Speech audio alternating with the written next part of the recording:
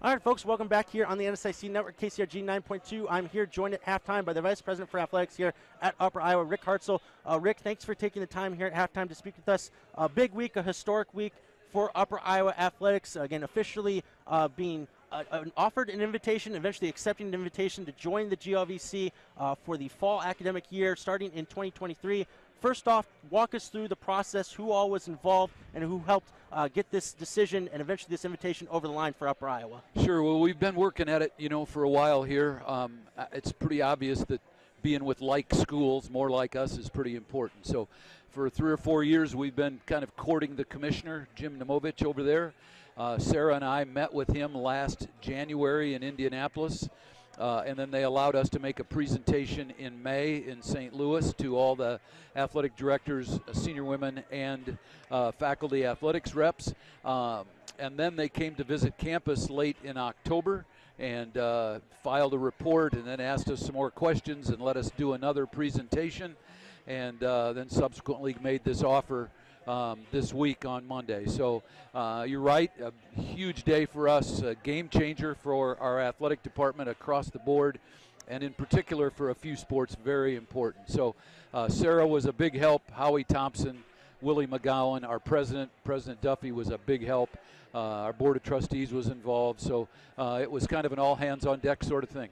So in terms of, again, you talked a little bit about some of the advantages of joining the GLVC. Again, this is a conference that has been incredibly stable. It's been a big part of postseason play across the board in athletics. Like you said, like-minded schools geographically as well as competitively and other advantages. Talk to me a little bit about some of the big things for you, the GLVC, that you guys really liked and what made this decision an easy one. Yeah, I think the main thing was more like institutions. Quincy, McKendree, Lewis, Drury, Southwest Baptist, William Jewell, Rockhurst, Maryville, and a few others. But smaller, private, somewhat rural institutions, very much like us. Not like the big state schools in the Northern Sun, both out of Minnesota, South Dakota, and North Dakota. So that's one thing. And along with that, budgets and facilities and staff that looks a lot like ours instead of the league we've been in. The second thing, and really important to me, was the travel. People might not believe this, but it's true.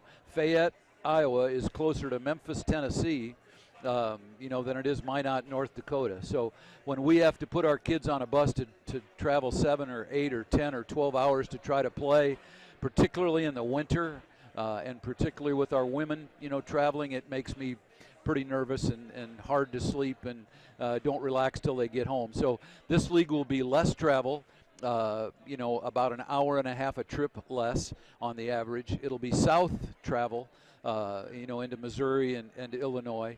The other thing that's attractive about it is there's a Kansas City, a St. Louis, and a Chicago presence, and that's where we have more alums than we have anywhere else in the world. So, when you add all those things together, it makes a pretty logical decision, I think.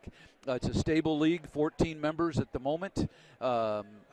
We think they might add Lincoln University out of Missouri, which would make it 15, depending upon whether there's any other shifting. So, and for one of the sports that's really important for us is football.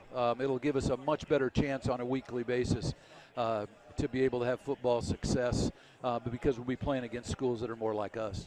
Hello, folks. I'm Josh McGehee here with another edition of Thursday Thoughts with the Peacocks. This week, I'm excited to be joined by the 165-pound national champion at the NCAA Division II wrestling level in the country here, Mr. Chase Luensman. Chase, thanks again for taking the time to speak with us here. Yeah, thanks for having me, Josh.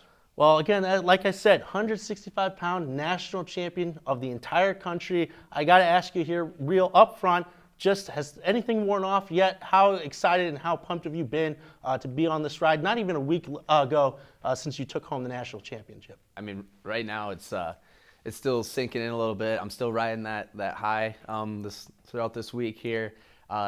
Still just getting congratulations left and right. The people I work with and stuff like that now are congratulating me, sending me newspaper articles and clippings, stuff like that. The whole experience in and of itself has just been absolutely surreal. Just trying to soak it all in right now. So Chase, obviously to get to just the national championship match, you had to go on a run against several of the top performers in the country. Looking back on some of those matches, it looked as though you were able to find a way to stay in control for the majority of them.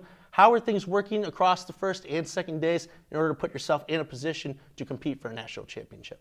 I think that I wrestled all 4 of those matches this weekend very similarly. I wrestled how I wrestled. I didn't change much up, and it really paid off. I mean, just staying calm, staying collected, and just consistently trying to score points. You know, at the end of the day, if you outscore your opponent, you win. You know, and how do you do that? You do that by being offensive, you know, and me personally keeping a high motor, right? Wrestling hard, wrestling smart, and just doing all the right things.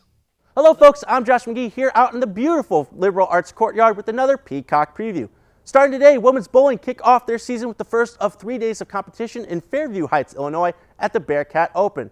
Also today, it's a soccer doubleheader at Harms Eichstätt Stadium. Men's team will be taking on the visiting Wisconsin Parkside Rangers, while the women's team in their final home game of the season will be taking on the Vikings of Augustana. On Saturday, Upper Iowa football are back here in Fayette, taking on Minot State with kickoff scheduled for noon. Later on that evening, it's Upper Iowa volleyball back inside Dorman Memorial Gymnasium as they will take on the Mavericks of Minnesota State. On Sunday, men's soccer have their final home match of the season as they take on Northern Michigan, whilst the women's team are out on the road as they battle Wayne State. Then on Tuesday, more volleyball here as the Upper Iowa Peacocks will take on the visiting Warriors of Winona State. Men's and women's soccer wrap up the season out on the road in midweek. The men's team will be taking on St. Cloud State on Wednesday, while the women's team will be taking on Winona State on Thursday. Also on Thursday, Upper Iowa Shotgun Sports will be battling Hawkeye Community College in another duel. I'm Josh McGehee, and this has been another Peacock Preview. Go Peacocks!